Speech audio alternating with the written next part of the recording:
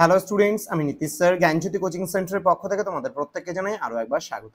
তো স্টুডেন্টস, আজকে আমি তোমাদের সঙ্গে আলোচনা করব সিবিসিএস 6 সেমিস্টার এবং 4th সেমিস্টারের যে সমস্ত স্টুডেন্টরা রয়েছে, যারা অনার্স এবং প্রোগ্রাম কোর্স নিয়ে পড়ছো, ব্যাক হোক অথবা কারেন্ট হোক, জি বেঙ্গলি আজকে স্মার্ট সাজেশন নিয়ে আলোচনা করব, যেখানে আমি আলোচনা করব মোস্ট ইম্পর্টেন্ট তোমাদের 8টা প্রশ্ন নিয়ে। তার মধ্যে আমি বলে রাখি 6টা প্রশ্ন মেনলি আমি দেবো, 2টো প্রশ্ন এক্সট্রা দেবো। এবার এই 6টা প্রশ্নের মধ্যেই তোমাদের একবারে 100% কমন তোমরা পাবে, এবং দুটো যেটা এক্সট্রা দেবো অবশ্যই পড়ে যাবে। বাই চান্স যদি এগুলোর মধ্যে না আসে, তবে এখান থেকে কিন্তু আসবেই আসবে। তো সর্বমোট তোমাদের হচ্ছে 8টা প্রশ্ন দিচ্ছি, এর মধ্যে 100% কমন তোমরা পাবে। তো স্মার্ট সাজেশনটা তোমাকে পরীক্ষার আগে করে তুলবে আরও বেশি স্মার্ট এবং পরীক্ষামুখ, যেন তোমাদের পরীক্ষাগুলো খুব ভালো হয়, যার জন্যই কিন্তু এই স্মার্ট সাজেশন নিয়ে আসা। যারা এখনো আমাদের চ্যানেলটিকে সাবস্ক্রাইব করোনি, তারা অবশ্যই চ্যানেলটিকে সাবস্ক্রাইব করে পাশে থাকা বেল আইকন অল প্রেস করে দেবে, যাতে নেক্সট টাইম থেকে কোনো ভিডিও আপলোড করলে তার নোটিফিকেশন তুমি সবার আগে পেতে পারো। অনলাইনে তোমরা যদি আমার থেকে নোটস নিতে চাও, তাহলে অবশ্যই যোগাযোগ করবে আমাদের অফিসিয়াল নাম্বার 7076398606 নাম্বারে, অথবা 6295916282 নাম্বারে। পার সাবজেক্টের কোর্স ফি রয়েছে 199 রুপিস তোমাদের। তো দেরি না করে আজই যোগাযোগ করো আমাদের সঙ্গে এবং যুক্ত হয়ে যাও আমাদের অনলাইন ক্লাসে। চলো শুরু করছি আজকের ক্লাসটা, যেখানে মোস্ট ইম্পর্টেন্ট তোমাদের 6টা প্রশ্ন নিয়ে আলোচনা করব। দেখো, প্রথমেই আমি বলে রাখি তোমাদের ছন্দের থেকে, দলবৃত্ত ছন্দ কাকে বলে, এই ছন্দের অপর নামগুলি লেখো, উদাহরণসহ এই ছন্দের বৈশিষ্ট্যগুলি আলোচনা করো, পরীক্ষায় আসার সম্ভাবনা প্রবল রয়েছে। এটা আমার পছন্দের 1 নাম্বার প্রশ্ন। দেন ছন্দের আমি আর একটা প্রশ্ন তোমাদের দেব। এখানে ছন্দের দলবৃত্তের ছন্দটা দিয়েছে, আর একটা ছন্দ হচ্ছে হয়তো 6-এ আছে, তো সেখানে আমি 6 থেকে তোমাদের পরে করে দেবো ওটা। তো ছন্দের কিন্তু মূলত এই ছন্দটা পড়বে, দলবৃত্ত ছন্দ এবার আসার সম্ভাবনা কিন্তু প্রবল রয়েছে। ঠিক আছে, দলবৃত্ত ছন্দ এবার খুব ভালো করে পড়বে।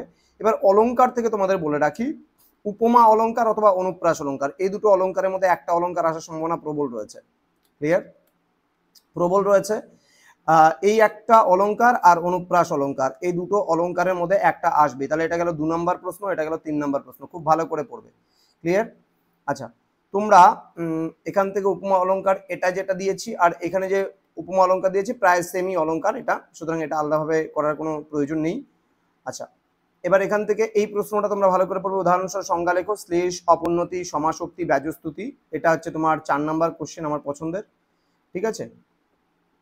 আচ্ছা, তো তোমাদের এখান থেকে লোক সাহিত্য থেকে আমি কয়টা প্রশ্ন দিয়েছি, সেটা হচ্ছে তোমরা দেখতে পাচ্ছ এখানে। আমার তো অলরেডি 4টা প্রশ্ন দেওয়া হয়ে গেল, আর আরো 4টা প্রশ্ন দেবো, 2টো মেইনলি প্রশ্ন দেবো। এই প্রশ্নটা, ছেলেগুলানো ছড়াগুলির মধ্যে যে কাব্য সৌন্দর্যের পরিচয় পাওয়া যায় তা আলোচনা করো। এটা খুব গুরুত্বপূর্ণ একটি প্রশ্ন হতে চলেছে।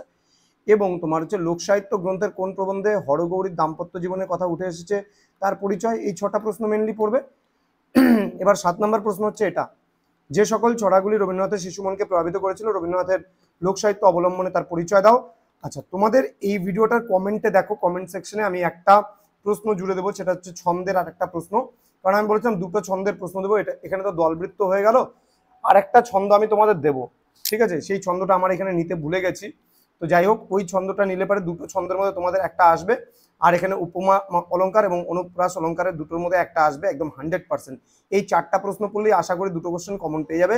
কিন্তু তা সত্ত্বেও তোমরা তো রিস্ক নিয়ে যাবে না, বাকিগুলো কিন্তু একটু দেখে যাবে, তা না হলে কিন্তু পরীক্ষার সময় একটা সমস্যা হতে পারে। আমি আবারও বলছি, আমার মেইন কোশ্চেনে দলবৃত্ত ছন্দ, ডেসক্রিপশন বক্সে গিয়ে দেখো, সেখানে আমি একটা ছন্দের আরেকটা নামটা আমি জুড়ে দেবো এই ভিডিওটার সাথে, যেহেতু আমার এখানে কোশ্চেনটা নেওয়া হয়নি, সেই কোশ্চেনটা আমি জুড়ে দেবো।